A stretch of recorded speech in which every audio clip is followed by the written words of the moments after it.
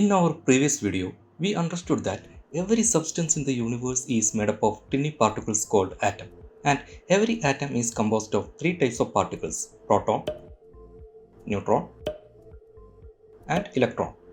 Out of these, electrons are capable of moving inside atom, or it can move from one atom to another, which create flow of electrons or the electricity.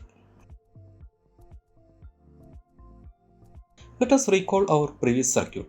Here we found that when the switch is on, the electrons are moving through the circuit, which turned the lamp on. Now, let us do an experiment with this circuit. Here we used a copper wire to connect the lamp with battery and a switch. And let us collect some materials for our experiment. I took a piece of gold, rubber, a wooden piece, woolen rope, and a steel bolt. Here, now, when we turn on the switch, the lamp turns on, and when the switch is off, lamp also turn off. Here, let us cut a portion of copper wire and replace it with each of these objects one by one and check in each case whether the lamp is on or not. First, let us use a piece of gold to connect two wires and turn on the switch. Now, the lamp turned on. Secondly, try with a rubber. But in this case, the lamp didn't turn on. Again, try with a wooden piece. Even now, the lamp is off. Connect the steel bolt and turn on the switch. Now, the lamp is on. Finally, connect through a woolen rope. Again, the lamp could not turn on. So, in this experiment, we found that the lamp turned on only when gold and steel bolt is connected. In all other cases, the lamp was off. You can try this experiment with any other materials or objects. You can see that the lamp turns on only with some certain materials, or all materials do not able to pass electricity. Why it is happening so? As we discussed earlier, every matter is made up of atoms and every atom contains electron. Then why flow of electrons not happening in materials like rubber, wood, wool, etc.? Let us see.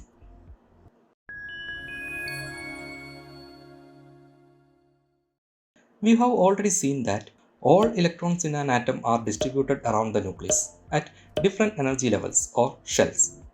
This is according to Niels Bohr's atom model. According to Bohr's atom model, there are different energy levels or shells around the nucleus. Each shell can be represented by letters K, L, M, N, like that. K is the closest shell to the nucleus, so it is numbered 1.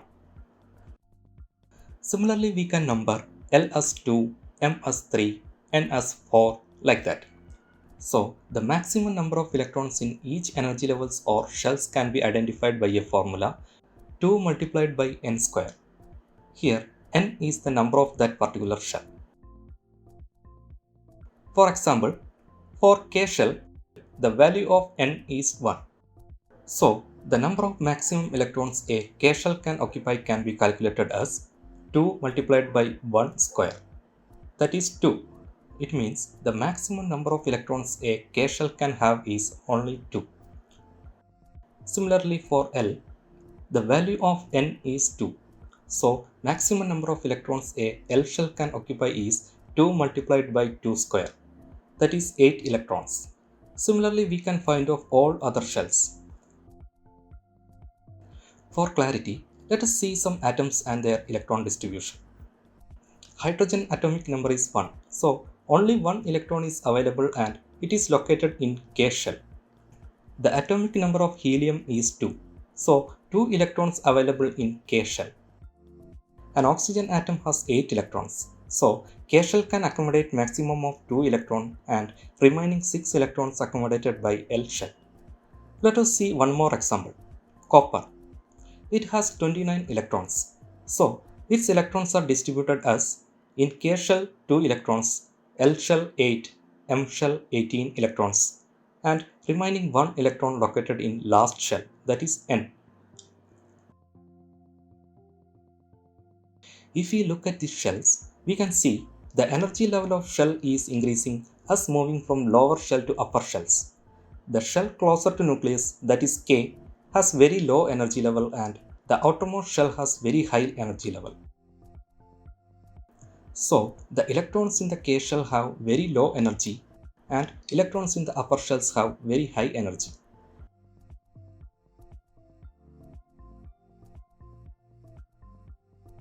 But in case of nuclear force, the lower shells have higher effect of nuclear force of attraction compared to the upper shells.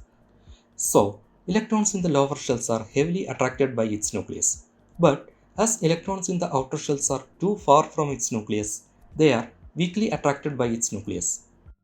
Means the outer shells have very high energy level and it is weakly attracted by its nucleus. So, the electrons in the outer shells needs only small amount of energy to expel from its orbit or shells. This required energy can be in the form of electric energy, heat, light, any. Means if we apply even very low energy to these electrons, it will easily expel from its orbit and become free electrons. But the atoms always have a tendency to stay stable. As per octet rule in chemistry, when atoms have fewer than 8 electrons in their valence shell or fewer than its maximum capacity, they tend to react and form more stable compounds. That means, suppose an atom have only 6 electrons in its outer shell, then it will always tend to receive 2 more electrons from its neighboring atom to make it 8 electrons and become stable. So, in such stable atoms, electrons will not expel from its orbit even if we apply large form of energy. So, no free electrons will exist in such atoms and thereby no electron flow is possible. Such materials are called insulators. For example, hydrogen atom has only one electron in K shell, so it is unstable because maximum capacity of K shell is 2. So it will always show tendency to lose its one electron or gain one more electron. In case of oxygen, only 6 electrons available in outer shell, so this is also unstable. So in order to become stable, these atoms will share its electrons when they come closer. Here, hydrogen got 2 electrons and oxygen got 8 electrons. So, both atoms became stable. And there a new substance formed, H2O, nothing but pure water. So, we can say that pure water is an example of good insulator. Similarly, natural rubber, plastic, woolen fiber are made of combination of many different atoms and present in highly stable state. So all these materials act as good insulator. Let us take another atom, copper. We know that its outermost shell has only one electron, so it is highly unstable. For a copper atom, it is difficult to receive 7 more electrons to become stable. So the only way to become stable is to release its excess one electron. As because this electron is at highest energy level and with weak nuclear attraction, even with very low energy, the outermost electrons will get excited from its orbit or it becomes free electron and move freely inside. So, large number of free electron will be available here. Thereby, flow of electrons could be possible. Such materials are called conductors. Almost all metals like copper, gold, silver are good conductors. We can explain the concept of conductors and insulators with a theory called energy band theory. As we said before, according to Bohr's atom model, all electrons are arranged in different and particular energy levels. That means the energy of electrons in the same energy level or orbit must be same.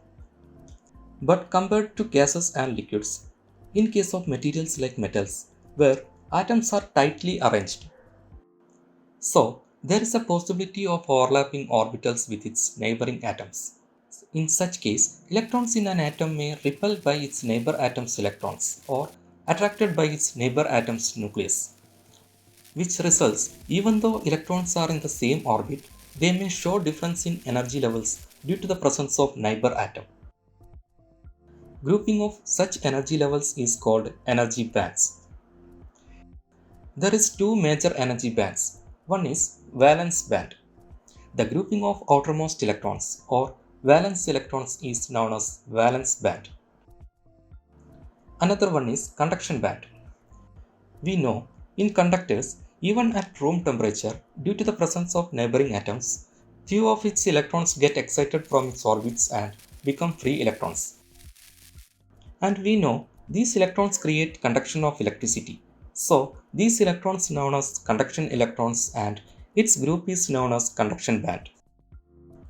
Now let us see the behavior of conductors and insulators with the concept of these energy bands. Take a copper metal.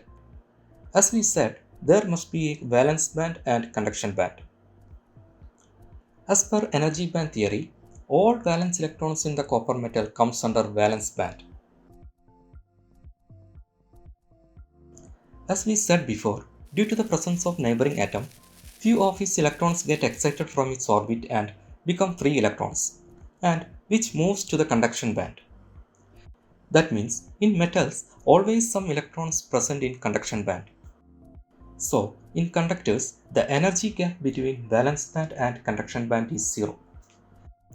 And if we apply even small amount of energy, more electrons will move to the conduction band. But in case of insulators, as its electrons are highly stable and there is no conduction electrons, there is a large gap between valence band and conduction band. This energy gap is called forbidden gap. As its energy gap is too high, electrons will not move from valence band to conduction band, even if we apply large amount of energy. So we found that there is a two types of materials, conductors and insulators. There is one more category of materials called semiconductors. We know conductors conduct electricity and insulators never conduct electricity. But semiconductors are neither a good conductor nor a good insulator. There are 4 electrons in its outer shell. In normal conditions, it will work as an insulator, and when a small and certain amount of energy applied, it will start conducting. So, the gap between its valence band and conduction band is very small. That means, by applying a certain amount of energy, we can turn a semiconductor from insulator to conductor. Germanium and silicon are the two examples of semiconductor materials. In our modern electronics, the semiconductors have equal or more importance than conductors and insulators because most of the electronic devices working with principle of semiconductor technology. We will discuss about these devices in detail later. For now, let us focus on insulators and conductors. So, simply we can say that conductors are the materials that easily conduct electricity and insulators are the materials that do not conduct electricity easily. Here, I used a word easily because none of the material is completely good insulator. If we can supply an extremely large energy that is equal to their forbidden gap, the insulators may start conducting. But it is not an easy process and even dangerous. Usually not practiced. So don't be confused. As a beginner, we can simply say that the materials that conduct electricity is called conductors and the materials that do not conduct electricity is called insulators. So from the experiment we have done, we can say that gold and iron bolt are conductors and rubber, wood, woolen are insulators. All applications based on electricity uses these properties of materials. If you observe at house, you can see sockets, plugs, wires, terminals of bulb, all are made of conductor materials in order to allow easy flow of electricity. And cases of electronic equipments, including plugs and switches, all are made of insulator materials. If we close look at wires, each wire is covered by insulating material. Mostly, one or more outer coating is provided. It is to avoid electric shock to human body because human body is a good conductor. If we touch a conductor with electricity, our body will allow electricity to pass through, which is highly dangerous and even leads to cause of death. So, such devices always covered with insulating materials that do not allow electricity to pass to the person who is handling it. So, always be vigilant when operating electronic equipments and make sure that no insulation part has been removed or broken.